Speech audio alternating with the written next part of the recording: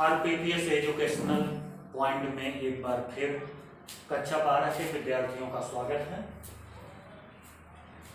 Video के part 1 में हम लोगों ने पढ़ा था हैलो एल्केन और हैलो एरीन का परिचय के बाद नामकरण और बनाने की सामान्य विधियां।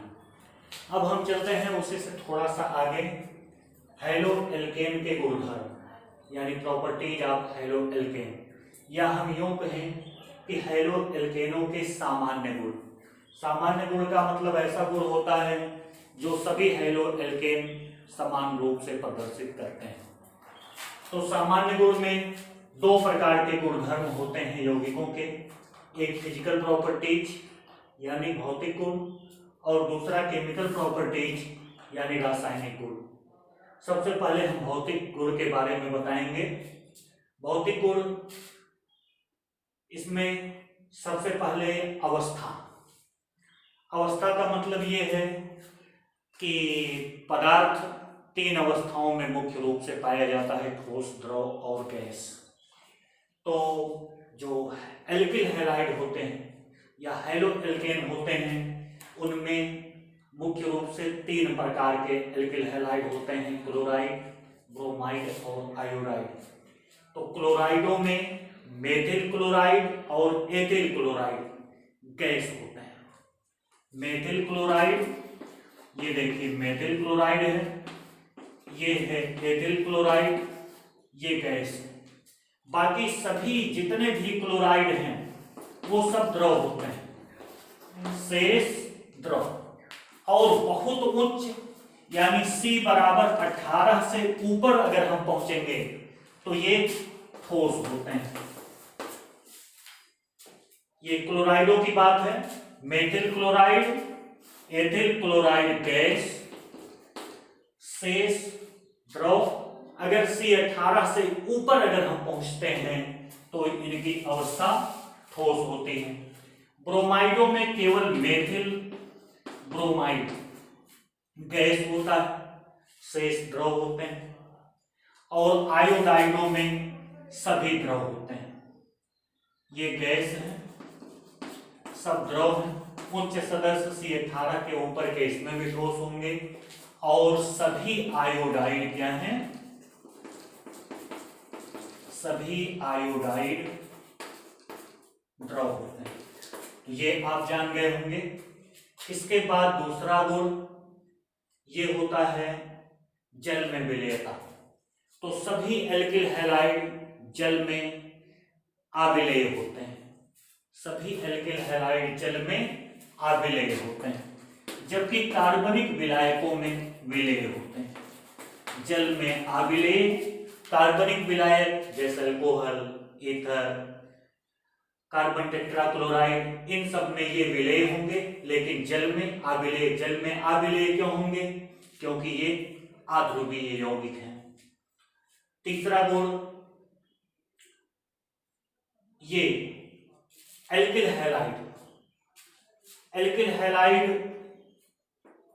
जो क्लोराइड होते हैं ये जल से हल्के होते हैं।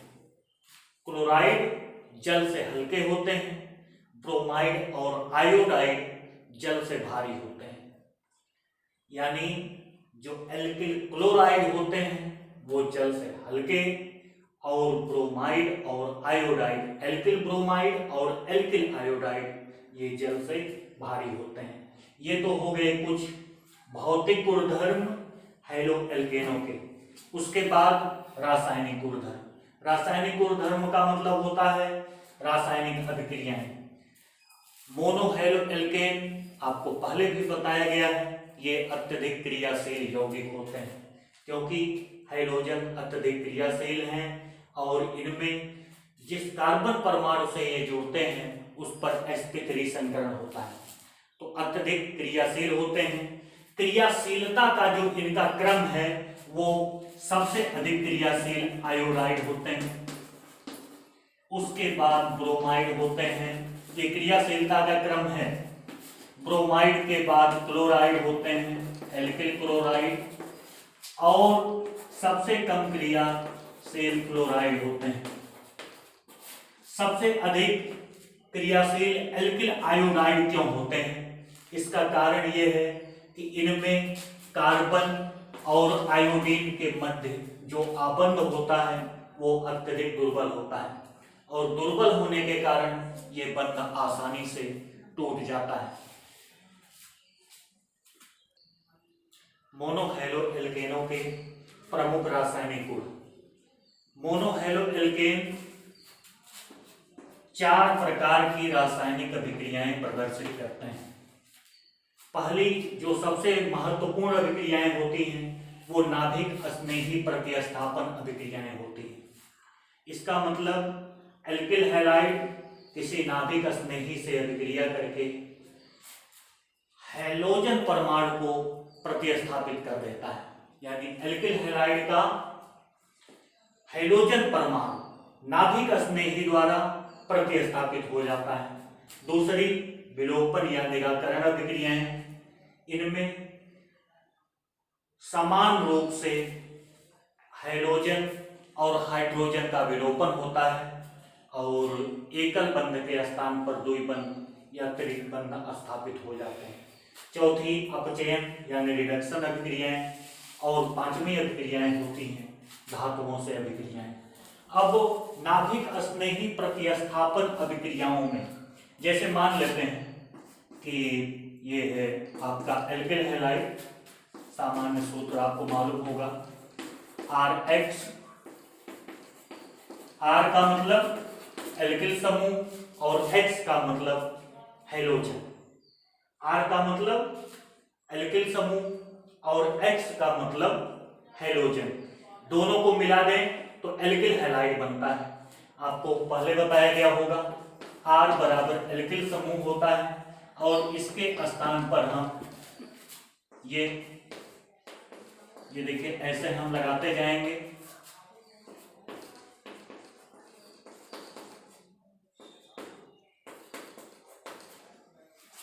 ऐसे बनता जाएगा। तो ये सब क्या है? एल्किल समूह है, मेथिल समूह, एथिल समूह, प्रोपिल समूह, इसके बाद ब्यूटेल, आइसोब्यूटेल, फिर प्रोपिल, तमाम समूह ऐसे बनते जाएंगे। अगर यहाँ पर हम हैलोजन लगा दें तो ये बन जाएगा एल्किल हैलाइड, जैसे methyl halide, ethyl halide, propyl halide. तो RH एल्किल हैलाइड जब किसी नाभिक स्नेही से अभिक्रिया करता है, मान लेते हैं ये एक नाभिक स्नेही है, तो इससे अभिक्रिया करके ये हैलोजन परमाणु प्रतिस्थापित हो जाता है और ये बना लेता है R। ये देखिए उत्पाद प्लस X निकल गया, ये है उत्पाद। और क्रिया विधि के आधार पर जैसे संकल्पनाएं की गई हैं, ये नाभिक स्नेही अभिक्रियाएं 2 प्रकार की होती हैं। एक SN1 प्रकार की यानी न्यूक्लियोफिलिक सबस्टिट्यूशन एकाणुक अभिक्रिया, न्यूक्लियोफिलिक सबस्टिट्यूशन एकाणुक अभिक्रिया, इसको कहते हैं नाभिक स्नेही एकाणुक अभिक्रिया। एकाणुक का मतलब इसकी क्रिया विधि, इसमें अभिक्रिया में एक अणु भाग लेता है, इसको एकाणुक अभिक्रिया कहते हैं। ये अभिक्रिया 2 चरणों में होती है। पहले चरण में एल्किल हैलाइड का हेट्रोलिटिक विदलन होता है, यानी विषम विदलन, हेट्रोलाइसिस, और ये बंध टूट जाता है, साझे का इलेक्ट्रॉन युग्म हैलोजन के पास चला जाता है और कार्बोधन आयन बनता है। ये अभिक्रिया मंद गति से होती है, ये प्रथम पद में, और द्वितीय पद में ये कार्बोधन आयन अत्यधिक क्रियाशील यौगिक होते हैं, इससे नाभिक स्नेही अभिक्रिया कर लेता है और बना देता है तीव्र गति से उत्पाद। ये है एकाणुक क्रिया विधि। ये देखिए उत्पाद बन गया। और एक SN2 होती है यानी द्विअणुक क्रिया विधि। SN2 क्रिया विधि में ये अभिक्रिया एक ही पद में होती है, ये अभिक्रिया एक ही पद में होती है लेकिन द्विअणुक अभिक्रिया होती है। इसमें सबसे पहले नाभिक स्नेही जुड़कर एल्किल हैलाइड से एक माध्यमिक यौगिक बनाता है। उसके बाद माध्यमिक यौगिक तीव्रता से विघटित होकर या टूटकर मुख्य उत्पाद बना लेता है। SN2 क्रियाविधि में ये मान लेते हैं आपका एल्किल हैलाइड है, ये नाभिक स्नेही है। जब अभिक्रिया होगी तो ये टूटेगा, यहां से देखिए ये यहां पर नेगेटिव चार्ज, यहां पर भी नेगेटिव चार्ज, ये माध्यमिक यौगिक बना। ये एक पद में होने वाली अभिक्रिया है। अब ये माध्यमिक यौगिक पुनः टूट जाता है, माध्यमिक यौगिक टूटेगा और शीघ्रता से टूटकर बना लेगा उत्पाद और हैलोजन मुक्त हो जाएगा। ये उत्पाद बन गया। तो क्रियाविधि की दृष्टि से नाभिक स्नेही प्रतिस्थापन अभिक्रियाएं दो तरह की होती, एक SN1 टाइप जिसमें अभिक्रिया दो पदों में होती है। इसमें पहले पद में हेटेरोलिटिक विदलन होता है, कार्बोधनायन बनता है। कार्बोधनायन नाभिक स्नेही से अभिक्रिया करके तुरंत उत्पाद बना लेता है। और दूसरी SN2 टाइप में पहले माध्यमिक यौगिक बनता है, ये एक ही पद में होती है और माध्यमिक यौगिक शीघ्रता से टूटकर उत्पाद बना लेता है।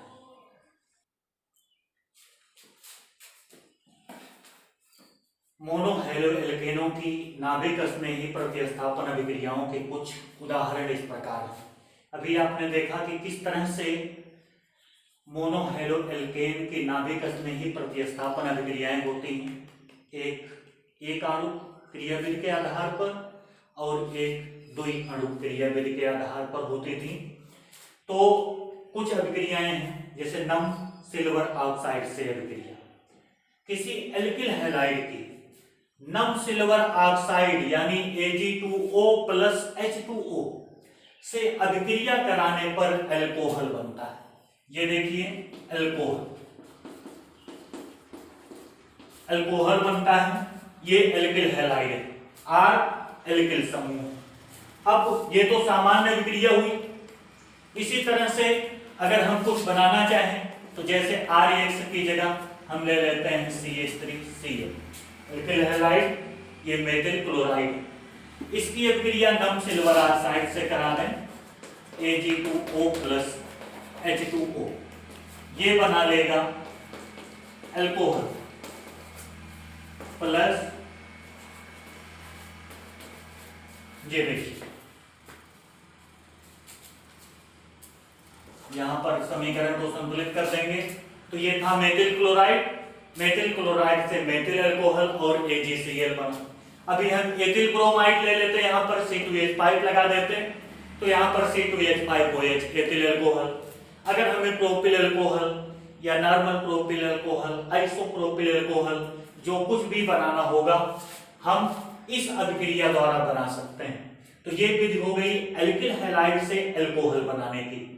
दूसरी है कास्टिक सोडा के जलीय विलयन से अभिक्रिया।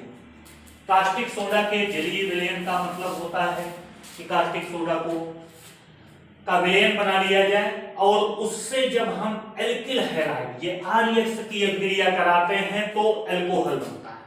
ये भी एल्किल हैलाइड से अल्कोहल बनाने की विधि है। परीक्षा में पूछा जाता है कैसे प्राप्त करोगे ये मेथिल क्लोराइड से मेथिल अल्कोहल, तो आप दो तरह से, या तो नम सिल्वर ऑक्साइड से अभिक्रिया करा दीजिए या फिर सोडियम हाइड्रोक्साइड के जलीय विलयन से या कास्टिक सोडा के जलीय विलयन से अभिक्रिया कराइए तो आपका बन जाएगा अल्कोहल। यहां देखिए X का प्रतिस्थापन OH द्वारा हो रहा है तो ये नाभिक स्नेही प्रतिस्थापन अभिक्रिया है। अब R की जगह हम कुछ ले सकते हैं, जैसे हमने ले लिया ये देखिए एथिल ब्रोमाइड, एथिल समूह है Br जुड़ा है, एथिल ब्रोमाइड। इसकी अभिक्रिया OH से करा दें, यहाँ देखिए हमने करा दिया। कराएंगे तो ये बनाएगा C2H5OH प्लस NaBr, ये क्या बन गया? Ethyl alcohol. प्रोपिल बनाना है तो प्रोपिल बन जाएगा। तो जो चाहे हम वो बना सकते हैं क्योंकि ये सामान्य क्रिया है। अब सोडियम एल्कोक्साइड से अभिक्रिया।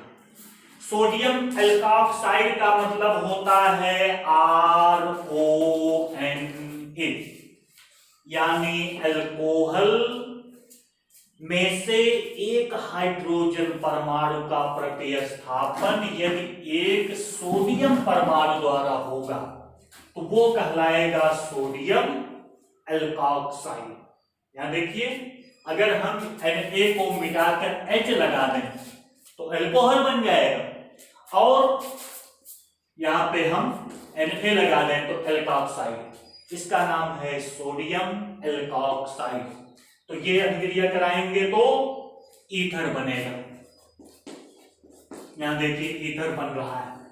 एल्किल हैलाइड की अभिक्रिया सोडियम एल्कोक्साइड से कराने पर ईथर बनता है, और ईथर बनाने की यह विधि विलियमसन संश्लेषण अभिक्रिया कहलाती है। यानी जब किसी एल्किल हैलाइड की अभिक्रिया सोडियम एल्कोक्साइड से कराते हैं तो ईथर बनता है। ईथर बनाने की यह विधि विलियमसन संश्लेषण अभिक्रिया कहलाती है। तो ये इंपॉर्टेंट अभिक्रिया है। एक ईथर हम बना के दिखा देते हैं आप लोगों को। जैसे मान लीजिए हम कोई एल्किल हैलाइड लेते हैं, ये ले लिए एथिल क्लोराइड। एक और हम ले लेते हैं कोई, ये देखिए इसका नाम है, ये मेथिल समूह है, ये सोडियम लगा है, तो इसको हम कहेंगे सोडियम मेथॉक्साइड। Sodium methoxide. जब हम अभिक्रिया कराएंगे तो यहां से ईथर बनेगा, ये C2H5O CH3 प्लस NaCl। ये देखिए ईथर है, इसका नाम है एथिल मेथिल ईथर। तो ईथर बनाने की यह विधि कहलाती है विलियमसन संश्लेषण अभिक्रिया। उसके बाद है मोनोकार्बोक्सिलिक अम्लों के सिल्वर लवण से अभिक्रिया। मोनोकार्बोक्सिलिक अम्ल आप लोग जानते होंगे, ऐसे कार्बनिक यौगिक जिनमें एक सिंगल बॉन्ड COOH यानी कार्बोक्सिलिक समूह जुड़ा हो, उसे मोनोकार्बोक्सिलिक अम्ल कहते हैं। इनका सामान्य सूत्र होता है RCOOH। ये है मोनोकार्बोक्सिलिक अम्ल। और मोनोकार्बोक्सिलिक अम्लों के सिल्वर लवण का मतलब यहां से इसका प्रतिस्थापन हाइड्रोजन का सिल्वर द्वारा हो जाए तो ये सिल्वर लवण हो जाएगा। ये देखिए RCOOH, ये मोनोकार्बोक्सिलिक अम्ल का सिल्वर लवण है। इससे जब हम एल्किल हैलाइड की अभिक्रिया कराते हैं तो एस्टर बनता है, RCOOR गैस। यहां देखिए मोनोकार्बोक्सिलिक अम्ल के सिल्वर लवण की अभिक्रिया जब एल्किल हैलाइड से कराते हैं तो एस्टर और सिल्वर हैलाइड बनता है, RCOOR गैस। जैसे यहां हमने एग्जांपल लिया था, वैसे ही हम एग्जांपल लेकर अगर चाहें तो एस्टर बना सकते हैं। जैसे ये देखिए CH3COOH, ये क्या है? Silver acetate. यहां से लगा दें सिल्वर एसीटेट। सिल्वर एसीटेट की अभिक्रिया अगर हम इससे करवा देंगे तो ये बना लेगा CH3COO प्लस AgCl। क्या बन गया ये? एस्टर। इसका नाम है एथिल एसीटेट। Ethyl acetate. तो इसी तरह से हम चाहें तो तमाम एस्टर बना सकते हैं। ये एस्टर बनाने की विधि। अगली प्रतिस्थापन अभिक्रिया है अमोनिया से अभिक्रिया।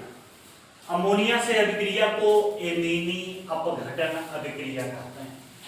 एमीनी अपघटन अभिक्रिया का मतलब ये होता है कि एल्किल हैलाइड अमोनिया से अभिक्रिया करके प्राथमिक, द्वितीयक और तृतीयक एमीनों का मिश्रण देते हैं। एल्किल हैलाइड अमोनिया से अभिक्रिया करके प्राथमिक, द्वितीयक और तृतीयक एमीनों का मिश्रण देते हैं। ये देखिए एल्किल हैलाइड है, एल्किल हैलाइड ये NH3 से अभिक्रिया करेगी तो एक हाइड्रोजन हैलाइड निकलता है और बना लेता है RNH2। RNH2 का मतलब प्राथमिक एमीन। R की जगह पर CH3 अगर हम लगा दें तो CH3NH2 जिसका नाम होगा मेथिल एमीन। मेथिल एमीन पुनः या एल्किल एमीन पुनः एल्किल हैलाइड से अभिक्रिया करता है और ये बना लेता है डाई एल्किल एमीन। ये क्या बनाया R2NH, इसका मतलब डाई एल्किल एमीन, जिसको कहते हैं द्वितीयक एमीन या द्विअंश एमीन, दो अंश एमीन। फिर ये द्वितीयक एमीन पुनः एल्किल हैलाइड से अभिक्रिया करेगा और अभिक्रिया करके बना लेता है ट्राई एल्किल एमीन यानी तृतीयक एमीन। और एल्किल हैलाइड का अमोनिया द्वारा एमीनों में इस प्रकार का अपघटन एमीनी अपघटन अभिक्रिया कहलाता है। इसके बाद है सिल्वर नाइट्राइड से अभिक्रिया। सिल्वर नाइट्राइड ये भी नाभिक स्नेही प्रतिस्थापन अभिक्रिया है। एल्किल हैलाइड AgNO2 यानी सिल्वर नाइट्राइड से अभिक्रिया करके RNO2 यानी नाइट्रो एल्केन बनाता है। ये नाइट्रो एल्केन बनाने की विधि है, किसकी विधि है? नाइट्रो एल्केन यानी एल्किल हैलाइड की क्रिया सिल्वर नाइट्राइड से कराने पर नाइट्रो एल्केन बनता है। फिर सोडियम नाइट्राइड से अभिक्रिया यानी NaNO2 से अभिक्रिया। NaNO2 का मतलब सोडियम नाइट्राइड। ये देखिए एल्किल हैलाइड सोडियम नाइट्राइड से अभिक्रिया करके बनाता है एल्किल नाइट्राइट। वहां पर बना था जब AgNO2 से अभिक्रिया करवाए थे तो नाइट्रो एल्केन, यहां पर बन गया एल्किल नाइट्राइट। तो ये दोनों समावयवी होते हैं। अब दूसरे पर, ये तो थी कुछ नाभिक स्नेही प्रतिस्थापन अभिक्रियाएं, आपको बताया गया था 4 प्रकार की अभिक्रियाएं होती हैं। तो ये है दूसरी विलोपन या निराकरण अभिक्रिया। विलोपन में हमने बताया था कि समान संख्या में हैलोजन और एक हाइड्रोजन विस्थापित हो जाता है और वहां पर द्विबंध या त्रिबंध स्थापित हो जाते हैं। तो इसमें जो मुख्य अभिक्रिया है और इंपॉर्टेंट अभिक्रिया है वो है विहाइड्रोहैलोजनीकरण अभिक्रिया। विहाइड्रोहैलोजनीकरण अभिक्रिया। विहाइड्रोहैलोजनीकरण का मतलब होता है कि एक हाइड्रोजन और एक हैलोजन दोनों का निराकरण होगा, यानी दोनों उसमें से निकल जाएंगे। एक हाइड्रोजन और एक हैलोजन दोनों का निराकरण होगा और वो अभिक्रिया कहलाएगी विहाइड्रोहैलोजनीकरण। एल्किल हैलाइड की एथिल अल्कोहल की उपस्थिति में KOH से अभिक्रिया कराने पर या एथेनॉलिक KOH से अभिक्रिया कराने पर एल्कीन बनती है। यह अभिक्रिया विहाइड्रोहैलोजनीकरण अभिक्रिया कहलाती है। एल्किल हैलाइड की एथेनॉलिक KOH से अभिक्रिया कराने पर एथिलीन बनती है। यह अभिक्रिया विहाइड्रोहैलोजनीकरण कहलाती है। यहां देखिए ये कार्बन परमाणु है, ये भी कार्बन परमाणु। तो यहां से एक हाइड्रोजन निकल गया और यहां से हैलोजन निकल गया, दोनों के स्थान पर द्विबंध स्थापित हो गया। तो ये अभिक्रिया कौन सी है? विहाइड्रोहैलोजनीकरण अभिक्रिया। आपने पढ़ लिया कि नाभिक स्नेही प्रतिस्थापन अभिक्रियाएं और विलोपन अभिक्रियाएं। तीसरी प्रकार की अभिक्रियाएं हैं अपचयन अभिक्रियाएं। एल्किल हैलाइडों की अपचयन अभिक्रियाओं के फलस्वरूप मुख्य रूप से एल्केन बनता है। एल्केन बनना ये भिन्न भिन्न अपचायकों पर निर्भर करता है। जैसे लेड की उपस्थिति में अगर हम एल्किल हैलाइड का हाइड्रोजन द्वारा अपचयन कराएं तो एल्केन बनता है। ये देखिए एल्केन है, लेड की उपस्थिति में अपचयन कराया गया है। यदि एल्किल आयोडाइड का हाइड्रोजन आयोडाइड द्वारा लाल फास्फोरस की उपस्थिति में अपचयन कराएं 150 अंश सेल्सियस पर, तब भी एल्केन बनता है। इसी तरह अन्य प्रकार से भी एल्केन बनाया जा सकता है। अब चौथी अभिक्रिया है धातुओं से अभिक्रिया। धातुओं से अभिक्रिया का मतलब एल्किल हैलाइड धातुओं से अभिक्रिया करके भिन्न भिन्न महत्वपूर्ण यौगिक देती हैं, जिनको हम कार्बधात्विक यौगिक कह सकते हैं। धातुओं से अभिक्रिया करके एल्किल हैलाइड मुख्य रूप से कार्बधात्विक यौगिक देती हैं। जैसे ग्रिग्नार्ड अभिकर्मक, ये एक महत्वपूर्ण अभिकर्मक है।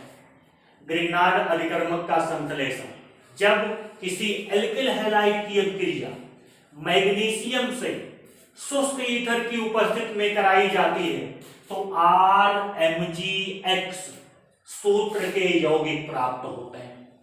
जब किसी एल्किल हैलाइड की मैग्नीशियम से शुष्क ईथर की उपस्थिति में अभिक्रिया कराई जाती है तो उसे ग्रिग्नार्ड अभिकर्मक कहते हैं।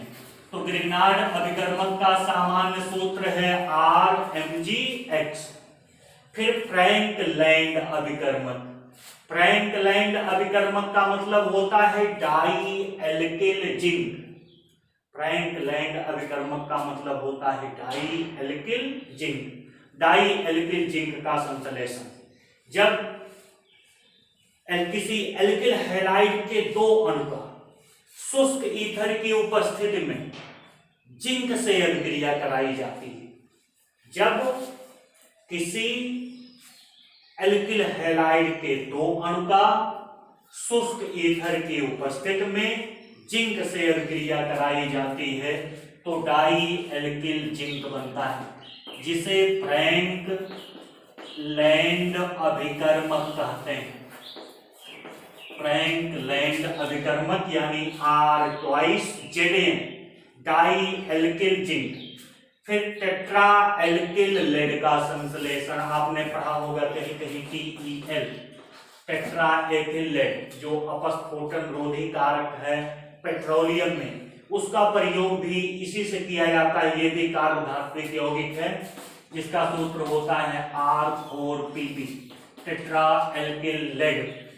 एल्किल हैलाइड की अभिक्रिया सोडियम लेड की मिश्र धातु से कराने पर टेट्रा एल्किल लेड बनता है। एल्किल हैलाइड की अभिक्रिया सोडियम लेड मिश्र धातु से कराने पर टेट्रा एल्किल लेड बनता है। एक अभिक्रिया और है धातुओं से अभिक्रिया में, ब्रूटस अभिक्रिया। ब्रूटस अभिक्रिया का मतलब जब किसी एल्किल हैलाइड के दो अणु शुष्क ईथर की उपस्थिति में, जब किसी एल्किल हैलाइड के दो अणु शुष्क ईथर की उपस्थिति में सोडियम से अभिक्रिया करते हैं तो एल्केन बनता है। यह अभिक्रिया ब्रूटस अभिक्रिया कहलाती है। जब किसी एल्किल हैलाइड के दो अणु शुष्क ईथर की उपस्थिति में सोडियम से अभिक्रिया करते हैं तो उच्च एल्केन बनती है। यह अभिक्रिया ब्रूटस अभिक्रिया। अब एक चीज और, एल्किल हैलाइडों का उपयोग। एल्किल हैलाइडों का मुख्य उपयोग विभिन्न प्रकार के कार्बनिक यौगिकों जैसे alcohol, ether, ester, nitroalkane, alkyl nitride आदि के संश्लेषण में किया जाता है। दूसरा उपयोग विभिन्न कार्बधात्विक यौगिकों जैसे अभी आपने देखा ग्रिग्नार्ड अभिकर्मक, फ्रैंक लैंड अभिकर्मक, या फिर टेट्रा एल्किल लेड इन सब के बनाने में किया जाता है। अगला उपयोग जो निम्न सदस्य हैं जैसे मेथिल क्लोराइड, एथिल क्लोराइड, इन सब का प्रयोग स्थानीय निश्चेतक के रूप में किया जाता है। तो ये वीडियो यहीं पर समाप्त हुई।